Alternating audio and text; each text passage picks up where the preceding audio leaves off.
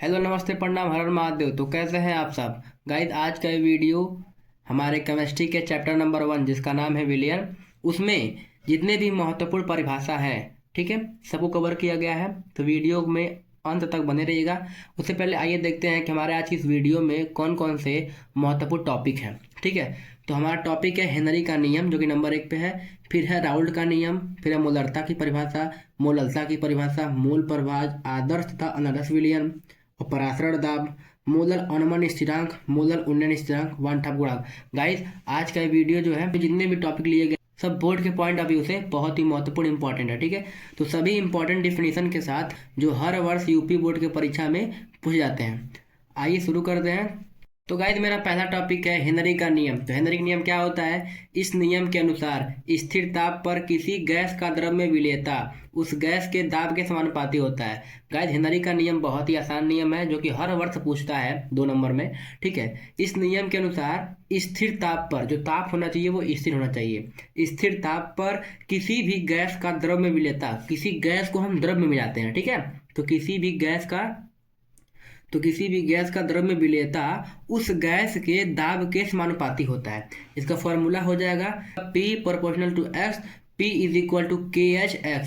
जो KH है कहीं, जहाँ पे जो X है वो मोल प्रभाज है। ठीक है, और जो KH है वो हेनरी नियतांक है और P है उस गैस का दाब। गाइस हमारा दूसरा टॉपिक है राउल्ट का नियम। ठीक है, राउल्ट का नियम क्या कहता है? राउल्ट का नियम कहता है कि किसी वाष्पशील पदार्थ के मिश्रण का, जो भी पदार्थ रहेगा वो रहेगा वाष्पशील। ठीक है, तो किसी वाष्पशील पदार्थ के मिश्रण का कुल वाष्प दाब उसके अवयवों के आंशिक वाष्प दाब के योग के बराबर होता है।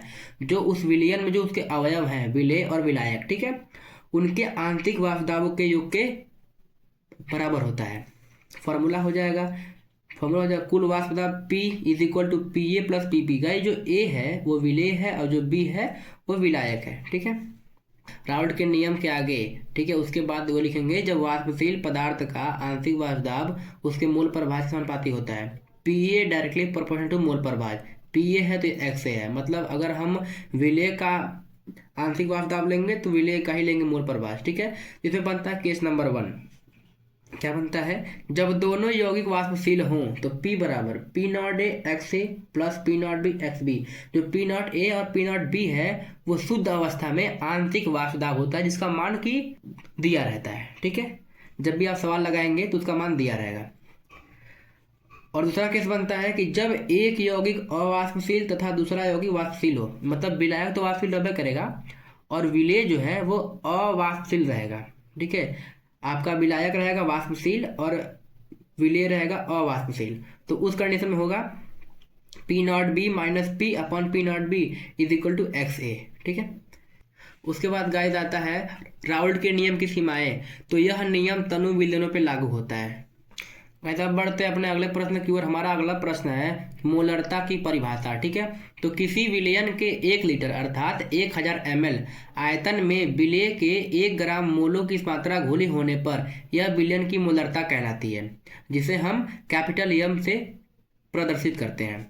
फॉर्मूला हो जाएगा मोलरता यानी कि M is equal to WA, जो कि मैंने आपको बताया था A मतलब विलेय और B मतलब विलायक। ठीक है, हम A मानते हैं विलेय को और B मानते हैं विलायक को। तो मोलरता हो जाएगा WA यानी कि विलेय का भार और MA यानी विलेय का अणु भार और 1000, क्योंकि ये भी आयतन जो ml में था तो वो 1000 हो गया ऊपर। ठीक है, ये होता है फॉर्मूला मोलरता का, जहाँ जो W है वो भार है, MA है वो अणु भार है, जो भी है वो ml में आयतन है और इसका मात्रक हो जाएगा मोल प्रति लीटर, या M दिखाते हैं या लिखते हैं मोलर। बढ़ते अपने अगले प्रश्न की ओर। तो गाइस हमारा अगला प्रश्न हो जाएगा जो कि है मोलरता की परिभाषा। तो किसी विलायक के 1 किलोग्राम अर्थात 1000 ग्राम मात्रा में, किसी विलायक के 1 किलोग्राम अर्थात 1000 ग्राम में मात्रा में A के 1 ग्राम मोल की संख्या को मोलरता कहते हैं। इसे स्मॉल m से व्यक्त करते हैं। इसका फॉर्मूला गाइस हो जाएगा मोलरता M, स्मॉल m है, ध्यान देखिएगा, ये कैपिटल M था, ये स्मॉल m है। Small m is equal to WA upon MA गुणे 1000 अपॉन WB। ये विलायक का भार है। इसमें क्या था, यहाँ पे आयतन था लेकिन इसमें विलायक का भार दिया हुआ है। ठीक है, तो फॉर्मूला आपको याद होना चाहिए, जहाँ पे देखिए WA इज इक्वल टू भार, MA इज इक्वल टू अणु भार, ये विलेय का, A मतलब विलेय, B मतलब विलायक। तो ये डब्ल्यू ये भार हो गया विलेय का, एम में ये विलेय का अणुभार हो गया और डब्ल्यू भी विलायक का भार हो गया। ठीक है गाइस, बढ़ते हैं अपने अगले प्रश्न की ओर। अगला प्रश्न हमारा है मोल प्रभाज है। ठीक है, मोल प्रभाज क्या होता है, ये भी बहुत ही महत्वपूर्ण टॉपिक है। किसी विलयन के कुल मोलों की संख्या, कोई विलयन है, उस विलयन में जितना भी मोल रहेगा, कुल मोलों की संख्या, ठीक है, किसी विलयन के कुल मोलों की संख्या में दिए हुए पदार्थ के मोलों की संख्या, अर्थात जिसका निकालना रहेगा मोल प्रभाज, उसका कह रहा है। किसी विलयन के कुल मोलों की संख्या में दिए गए पदार्थ के मोलों की संख्या को मोल प्रभाज कहते हैं। इसे काई से व्यक्त करते हैं। जो ये एक्स है ना, इसको बोलते हैं काई भी बोलते हैं, एक्स भी बोलते हैं। इसका फॉर्मूला हो जाएगा काई, अगर आप निकाल रहे हैं विलेय का, यानी ए मतलब विलेय, काई ये मतलब कि मोल प्रभाज किसका, विलेय का, विलेय का। तो ये विलेय का मोलों की संख्या और ये विलेय का मोल संख्या प्लस विलायक के मोलों की संख्या, मतलब ये कुल मोलों की संख्या अर्थात विलयन की मोलों की संख्या।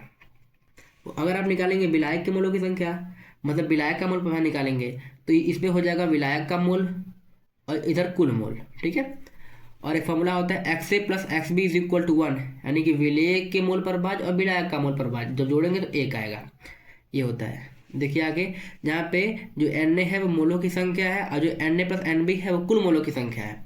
एन ए मतलब N A N B, N A रहेगा तो विलेय के मोलों की संख्या, अगर एन बी रहेगा तो विलायक के मोलों की संख्या, और N A plus N B तो कुल मोलों की संख्या, ये विलेय और विलायक तो कुल मोलों की संख्या। बढ़ते हैं अगला प्रश्न की। अगला प्रश्न भी बहुत ही इंपॉर्टेंट है जो हर वर्ष पूछता है। ठीक है, अगला प्रश्न है आदर्श तथा अनादर्श विलयन, तो बहुत इंपॉर्टेंट है और बहुत आसान है। देखिए, वे सभी विलयन जो राउल्ट के नियम का पालन करते हैं, आप ऊपर अभी पढ़े हैं राउल्ट का नियम, ठीक है, तो वे सभी विलयन जो राउल्ट के नियम का पालन करते हैं उन्हें आदर्श विलयन, तथा जो विलयन राउल्ट के नियम का पालन नहीं करते हैं उन्हें अनादर्श विलयन कहते हैं। ये बहुत आसान टॉपिक है। बढ़ते हैं अगले प्रश्न की ओर अपना। गाइस, हमारा अगला प्रश्न है परासरण दाब से। ठीक है, तो परासरण दाब क्या होता है, बहुत ही इंपॉर्टेंट है। देखिए, सांद्र विलयन की ओर से एक होता है परासरण, एक होता है परासरण की क्रिया, एक होता है परासरण दाब, और एक और इंपॉर्टेंट है जो कि है रिवर्स ऑस्मोसिस, यानी कि प्रति परासरण। जो आरओ होता है ना उसको बोलते हैं रिवर्स ऑस्मोसिस, उसी के बारे में बात कर रहा है। तो हम यहाँ पढ़ेंगे परासरण दाब, बहुत इंपॉर्टेंट है। सांद्र विलयन की ओर से, किसमें, सांद्र विलयन की ओर से वह दाब, एक ऐसा दाब लगाया जाता है सांद्र विलयन की ओर से। ठीक है, तो सांद्र विलयन की ओर से वह दाब जो परासरण के क्रिया को रोक देता है उसे परासरण दाब कहते हैं। इसे P अथवा पाई से व्यक्त करते हैं।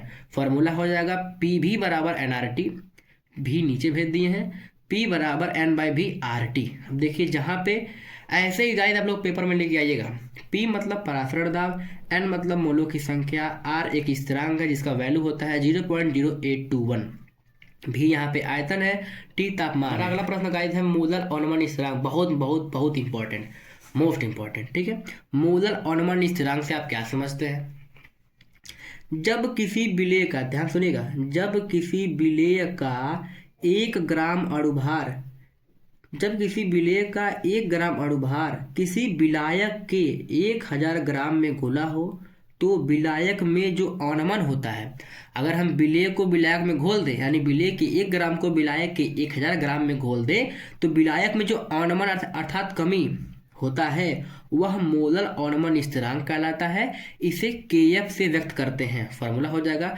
डेल्टा TF बराबर KF इंटू मोललता, या डेल्टा TF बराबर KF मोललता। सूत्र खोल दीजिए, WA/M में 1000/W भी इन ग्राम में, जो W भी हो वो ग्राम में होना चाहिए। ठीक है, ये फॉर्मूला होता है। इसी से रिलेटेड एक और टॉपिक है जो कि बहुत इंपॉर्टेंट टॉपिक है, ये देखिए गाइस, ये मोलर उन्नयन स्थिरांक, ये भी बहुत बहुत बहुत इंपॉर्टेंट है। किसी विलायक के 1000 ग्राम में, सेम इसकी तरह है, ठीक है, किसी विलायक के 1000 ग्राम में, देखिए आप पहले विलायक कर दिया है, किसी विलायक के 1000 ग्राम में किसी विलेय पदार्थ के 1 ग्राम अणु घोलने पर क्वथनांक में होने वाली वृद्धि को मोलर उन्नयन स्थिरांक कहते हैं। इसे KB से व्यक्त करते हैं, डेल्टा TB बराबर KB गुणे मोललता। इसी तरह आप भी खोल सकते हैं इसको। ठीक है, इसका मात्रक हो जाएगा केल्विन किलोग्राम प्रति मोल, ये मोल इनवर्स है, प्रति मोल। ठीक है गाइस, देखिए कोई भी परिभाषा रटा नहीं जाता है, किसी भी परिभाषा को ध्यान से समझना चाहिए, समझ के अपने शब्दों में लिखना चाहिए। ठीक है, अगला प्रश्न हमारा है जो कि इस वीडियो का आखिरी प्रश्न है और बहुत ही मोस्ट इंपॉर्टेंट प्रश्न भी है।